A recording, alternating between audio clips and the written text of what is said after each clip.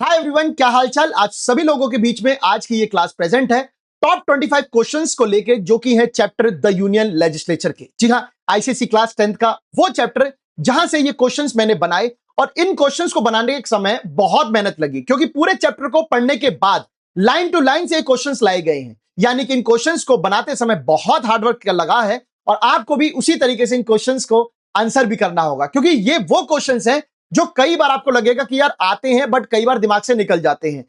Over confidence किसी भी exam में अच्छी बातें हैं। Confidence is good, but over confidence is too good. यार होना चाहिए, मैं कहता हूं होना चाहिए। तो वो ओवर कॉन्फिडेंस आज देखते हैं।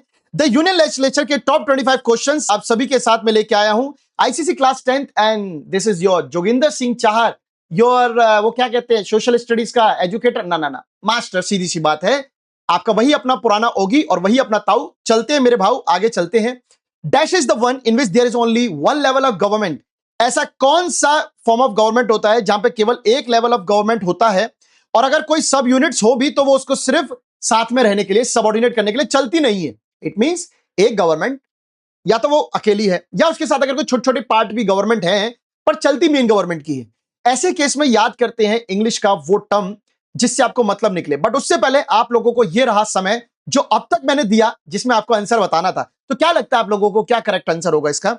The federal government, the unitary government, autocratic government, या नन ऑफ दी? तो आप सभी लोगों को बता दूं, यूनिटरी, यूनाइट मींस सिंगल, एकजुट हो जाना। एक single government, uni government, unite government, या फिर unitary government. Answer is second. So आप सभी लोगों ने करेक्ट आंसर दिया है, वेरी गुड। मूव करते हैं सेकंड क्वेश्चन की तरफ। क्वेश्चन पढ़ लीजिए फटाफट ध्यान से। The constitution of India originally provided dash government.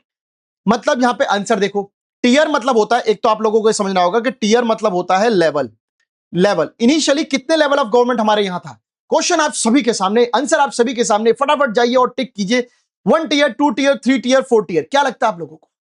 जीतने वाला बच्चा अपने घर वालों से 1 रुपए की टॉफी ले ले। और क्वेश्चन का आंसर है ओरिजिनली 2 टीयर। ओरिजिनली 2 टीयर की बात करें तो आप लोगों को सबको पता है, central government and state government. However later on 3rd tier of government भी ऐड कर दी गई थी। मूव करते अगले क्वेश्चन की तरफ। Which of the following court stands at the head of judiciary? Judiciary में सबसे बड़ा कोर्ट कौन होता है? क्वेश्चन के आंसर के लिए आप लोगों को यह दिया जाता है 1 2 3 4 5 6 7 8 9 10। अब बस क्वेश्चन का आंसर सुनो, द सुप्रीम कोर्ट। तो यह था इसका करेक्ट आंसर, क्योंकि सुप्रीम कोर्ट सबका बाप है। यार कुछ भी कह देता भाई साहब, अच्छा लगता है मेरे को। तो India has a bicameral legislature, so it includes. India में बाइकैमरल लेजिस्लेचर है। बाइकैमरल लेजिस्लेचर क्या होता है? बाइकैमरल का मतलब होता है जहां पर 2 हाउस हो, 2 चीजें हो जो रूल पास करती हो, रूल रेगुलेशन सब बनाती हो। क्वेश्चन का आंसर बाकी काफी टफ लग रहा है मुझे। The Lok Sabha, Rajya Sabha, both A and B and none of these. तो क्या लगता है आप सभी लोगों को? लोकसभा भी है, राज्यसभा भी है। So the best and the correct answer is option C, both A and B. कई बार बच्चों को लगता है कि अरे लोकसभा वहीं पर टिक कर देते, पूरे क्वेश्चन को नहीं पढ़ते हैं, and that is your biggest mistake. क्योंकि हमने सिर्फ क्या सीखा है? हड़बड़ी, और हड़बड़ी में होती है गड़बड़ी। हम बहुत जल्दी में रहते हैं, जो कि हमारी सबसे बड़ी मिस्टेक है। हमेशा क्वेश्चन को पूरा पढ़े, आंसर को पूरा पढ़े, देन उसका फाइनल आंसर करें। ऐसे नहीं देखा और लोकसभा, क्योंकि नीचे राज्यसभा भी है, अब कुछ राज्यसभा टिक लगाएंगे, फिर बाकी ने देखा ही नहीं, तीसरा भी है, दोनों भी है, वहां टिक लगाएंगे। तो यही फर्क होता है थोड़ा ध्यान से पढ़ने में। आगे चलते हैं। In the concurrent list both the centre and the states have power to legislate, but the dash enjoys an overriding position. आप सभी को पता है कि कॉन्करेंट लिस्ट वो लिस्ट होती है जिसपे सेंट्रल गवर्नमेंट और स्टेट गवर्नमेंट दोनों कानून बना सकते हैं। बट क्या आपको पता है कि central government is more powerful than the state government? Yes, ये स्टेटमेंट मैंने बार बार बताई कि central government is more powerful. For example, Modi ji is more powerful as a PM than the chief minister of Uttar Pradesh और राजस्थान और मध्य प्रदेश, है ना? So who enjoys an overriding position? Obviously the central government. I hope यहां तक सभी लोगों के क्वेश्चनों के आंसर बिल्कुल सही होंगे। अगर सभी को लग रहा है कि यहां तक हमने करेक्ट आंसर दिए, तो लिख देना भाई साहब कौन से नंबर का क्वेश्चन है, वहां तक ऑल डन। ठीक है, कमेंट सेक्शन आप लोगों का आना चाहिए। The union territories are directly govern by. Now पहले समझते हैं यूनियन टेरिटरीज होती क्या है। यूनियन टेरिटरीज वो इलाके थे जो इतने बड़े नहीं थे कि उन्हें स्टेट्स बोल दिया जाए, और इतने छोटे नहीं थे कि उनको इग्नोर कर दिया जाए। सो बेसिकली हमने उनको बना दिया union territories. And union territories को कौन चलाता है, ये आप सभी लोगों के सामने ऑप्शन है। आंसर करने का समय स्टार्ट होता है the central government, state government, local government, या फिर नन ऑफ दिस। क्या लगता है आप लोगों को? ऑब्वियसली यहां पे भी who is more powerful? The central government is more powerful, then obviously उसके पास अधिकार होगा। तो ये क्वेश्चन भी हमारा हो गया। President nominate dash member to the Rajya Sabha. ओ राज्यसभा में कुछ ऐसे लोग, खास लोगों को, जिनको उनकी art, culture, literature, social science के बेस पर राज्यसभा में भेजा जाता है। बट प्रेसिडेंट ऐसे कितने मेंबर्स को नॉमिनेट कर सकता है? ऑप्शन 10, 12, 14, 16। क्या लगता है आप लोगों को? 12 इज द करेक्ट आंसर। आगे चलते हैं दोस्तों। During the proclamation of emergency the period of the Lok Sabha may be extended wow by a parliament okay for a dash at a time. जब भी देश में इमरजेंसी लगी होगी तो पार्लियामेंट लोकसभा के सेशन को बढ़ा सकता है। सपोज 5 साल तक के लिए सरकार आती है, अब इमरजेंसी लग गई तो 5 से कितने साल के लिए उसको कर सकते हैं एट अ टाइम। ध्यान सुनिएगा, बात ये एट अ टाइम, एक बार में कितनी बार? तो एक बार में सिर्फ 1 साल के लिए बढ़ा सकते हैं। इमरजेंसी 5 बार चली तो 5 बार अलग अलग बार बढ़ाना पड़ेगा। 1 2 3 4 5, यू नहीं डायरेक्ट 5 फिर तो गड़बड़ी कर दोगे, सरकार गड़बड़ी कर जाएगी। तो 1 year eight a time. So this is also a good question. The new Lok Sabha must be elected within dash months after the national emergency is lifted. अब इमरजेंसी लगी थी, अब इमरजेंसी खत्म, इमरजेंसी खत्म, पुरानी लोकसभा 1 साल के लिए बढ़ी थी, चलो वो भी जाएगी क्योंकि नए इलेक्शन तो होने ही थे, बट इमरजेंसी की वजह से नहीं हो पाए। तो अब जो नई लोकसभा है वो कितने टाइम के अंदर अंदर चुनी जाएगी? ऑप्शन 1 2 4 6। 1 2 का 4 होता है तो 1 2 का 4 ही है, बट करेक्ट आंसर इज 6। यहां पे राम लखन नहीं चल रही है, यहां पे भाई साहब लोकसभा का सदन चल रहा है। The Union Territory of Delhi sent dash member to the Lok Sabha. Okay. तो union territory is the biggest populated territory. सबसे ज्यादा अगर किसी यूनियन टेरिटरी में लोग रहते हैं तो वो दिल्ली में रहते हैं। दिल्ली से कितने लोग जो है वो लोकसभा के लिए आते हैं? 3 5 7 9। 3 5 7 9 लग भी रहा है, 3 5 7 कर दिया। So the correct answer is option 7 and that is the best answer. The dash shall continue to extend to the union territory of Dadra Nagar Haveli Daman and Diu. आप सभी को पता है दादर नागर हवेली अलग था, दमन एंड दीव अलग था। किस ईयर में इनको मिला के कर दिया गया ये आपको कमेंट सेक्शन में बताना है। इस यूनियन टेरिटरी पर ऑब्वियसली हाई कोर्ट के थ्रू, जितने भी यूनियन टेरिटरी हैं, दिल्ली को छोड़कर उसका तो अपना हाई कोर्ट है, बाकियों का कोई ना कोई स्टेट का समझौता करके हाई कोर्ट दिखता है। मतलब हर स्टेट, किसी ना किसी स्टेट के पास कोई ना कोई यूनियन टेरिटरी चिपका दी गई है। तो ऐसे ही दादर नागर हवेली दमन एंड दीव पे कौन सा कोर्ट देखता है? Bombay high court. मध्य प्रदेश में था, दिल्ली में था, गुजरात था, ये करेक्ट आंसर नहीं है। The quorum of the Lok Sabha and Rajya Sabha is dash of the total membership of each house. Quorum जानते हो? किसी भी हाउस के प्रोसीडिंग्स को स्टार्ट करने के लिए एक मिनिमम नंबर ऑफ मेंबर्स की रिक्वायरमेंट होती है, उसके बाद ही वो हाउस अपना कोई काम स्टार्ट कर सकता है। एंड वो कितना होता है? 1/10, 1/3, 2/3, नन ऑफ दीज। तो आप सभी लोगों को इसका करेक्ट आंसर देना है and the correct answer is 1/10। कितने लोगों का अब तक यहां सही था?